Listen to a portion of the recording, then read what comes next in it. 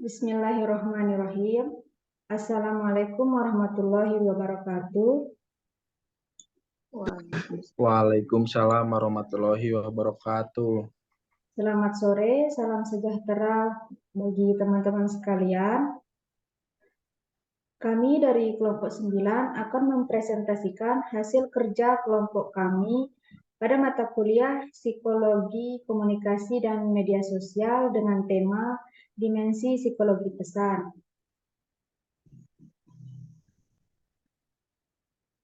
Di sini saya akan memperkenalkan anggota kelompok kami, yaitu ada 6 anggota. Yang pertama ada Aditya Jaka Prakasa, yang kedua ada Anissa Febriana, saya sendiri sebagai moderator. Yang ketiga ada Diah Azizah Kumala, yang keempat ada Fabiola Fadila Larasati, yang kelima ada Surya Subarjono, dan yang keenam ada Tiara Cahyaningrum. Selanjutnya kami akan masuk ke materi di mana pemateri pertama akan dibacakan oleh Mbak Diah Azizah Kumala. Kepadanya dipersilakan. Baik, terima kasih Mbak Anissa. Di sini saya akan menjelaskan mengenai definisi pesan. Dalam ilmu psikologi pesan, terdapat konsep yang berupa teknik pengendalian perilaku orang lain yang disebut bahasa pesan verbal atau linguistik. Pesan verbal atau pesan linguistik adalah pesan yang digunakan dalam komunikasi menggunakan bahasa sebagai media. Yang pertama, pesan verbal atau pesan linguistik adalah pesan yang digunakan dalam komunikasi menggunakan bahasa sebagai media. Yang kedua, pesan nonverbal. Kari Asamoval dan Richard Porter mengemukakan bahwa komunikasi nonverbal mencangkup semua rangsangan kecuali rangsangan verbal dalam suatu setting komunikasi yang dihasilkan oleh individu. Selanjutnya, saya kembalikan kepada Mbak Anissa. Materi selanjutnya akan dibacakan oleh pemateri kedua, yaitu Mas Aditya Jaka Prakasa. Dipersilahkan. Bagian B adalah kejelasan pesan. Kejelasan pesan adalah adanya kesesuaian maksud dengan interpretasi penerima agar pesan dapat diterima dengan jelas. Hindarkan kesalahan tata bahasa karena bisa merusak arti dalam suatu kata tersebut.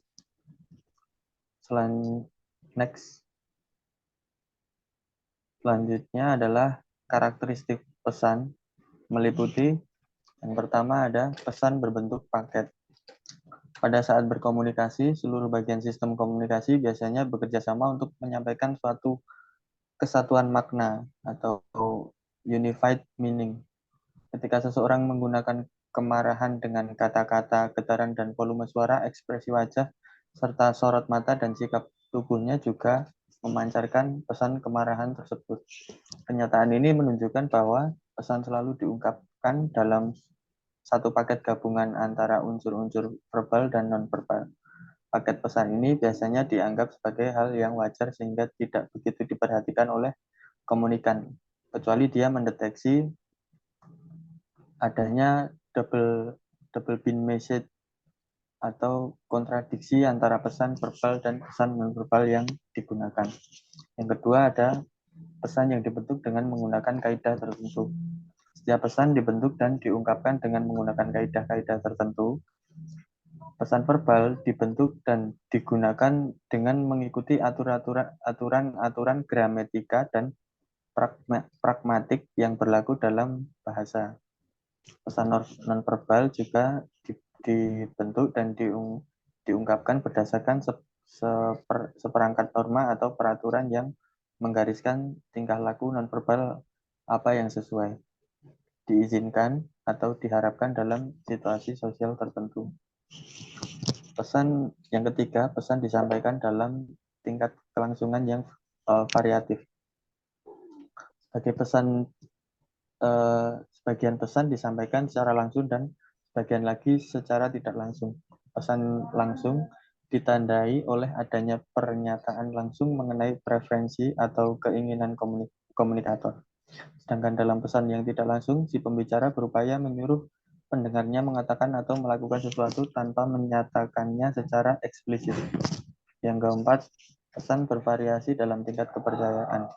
Terdapat dua alasan mengapa komunikan cenderung lebih mempercayai makna yang terungkap melalui pesan verbal ketika dia mendeteksi konflik atau pesan verbal dan nonverbal yang dikirim komunikator.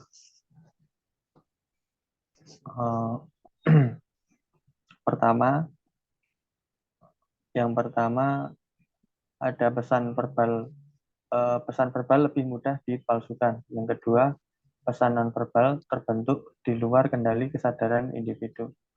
Kemudian yang bagian 5 ada pesan dapat digunakan dalam metakomunikasi. Pesan nonverbal memiliki fungsi metakomunikatif yang sangat diperlukan untuk mencapai komunikasi yang berkualitas tinggi. Pesan metakomunikasi berfungsi memberikan informasi tambahan untuk memperjelas maksud. Hal ini dilakukan dengan memberdayakan fungsi aksentuasi, repetisi, kontradiksi, dan komplement pesan nonverbal bagi pesan verbal. Sekian dari saya, terima kasih. Selanjutnya akan dibacakan oleh pemateri ketiga, yaitu Mbak Tiara. Kepadanya dipersilahkan. Baik, terima kasih Mbak Anissa. Selanjutnya ada daya tarik pesan. Daya tarik menurut Onong Ujjana Effendi adalah kekuatan atau penampilan komunikator dalam mengikat perhatian, sehingga seseorang mampu untuk mengungkapkan kembali pesan yang ia peroleh dari media komunikasi.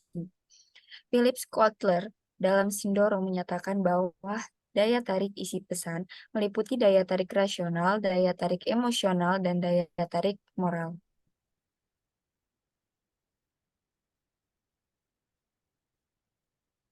Daya tarik rasional merupakan daya tarik yang menekankan secara nyata. Daya tarik emosional yang positif seperti humor, cinta, kebanggaan, dan kebahagiaan. Dan yang terakhir, daya tarik moral ditunjukkan kepada halayak untuk memberitahu mengenai apa yang baik dan benar. Biasanya digunakan untuk mendesak mereka supaya mendukung usaha-usaha sosial pesan tersebut.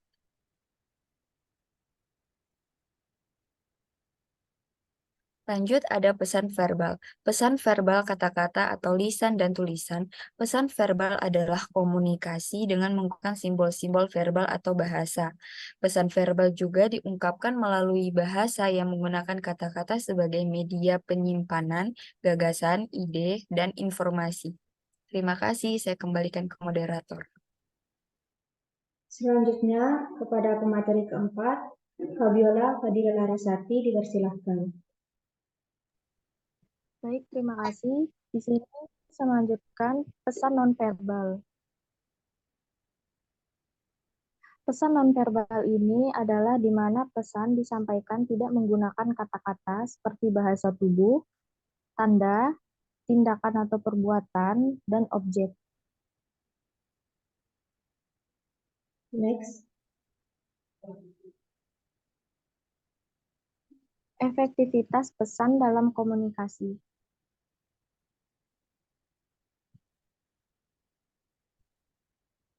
Agar komunikasi yang kita lakukan berjalan efektif, terdapat 4 faktor yang harus dipenuhi oleh komunikator, yaitu yang pertama, ada faktor strategi komunikasi.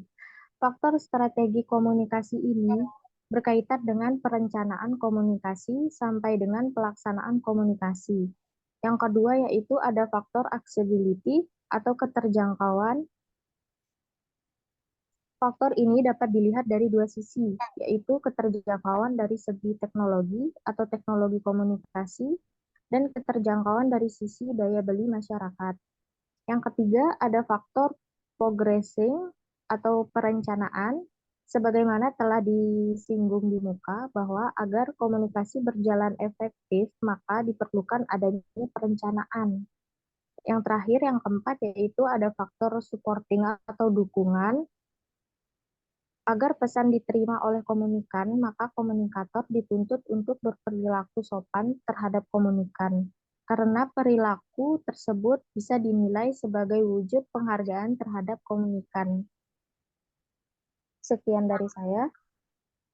Selanjutnya, pada pemateri terakhir atau kelima, yaitu Surya Subarjono, dipersilahkan.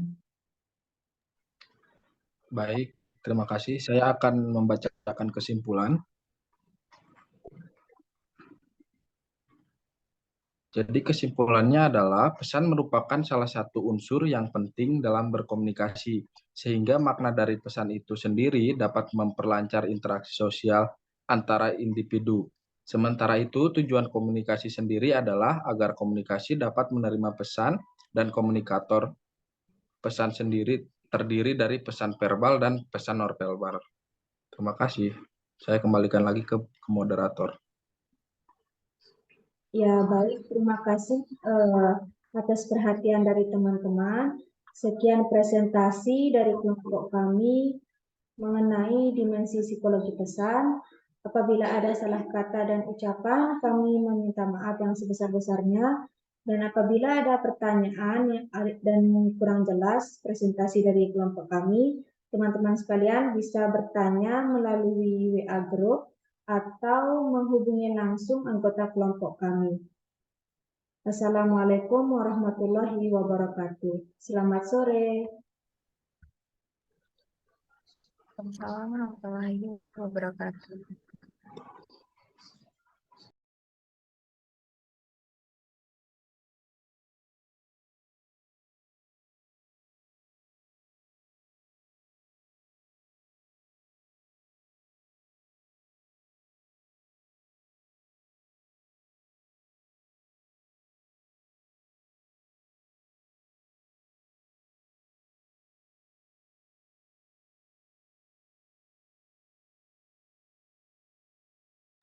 Oh, Ebi. Ebi, gimana sudah simpennya ini? Miss itu boleh recordnya belum dimatiin.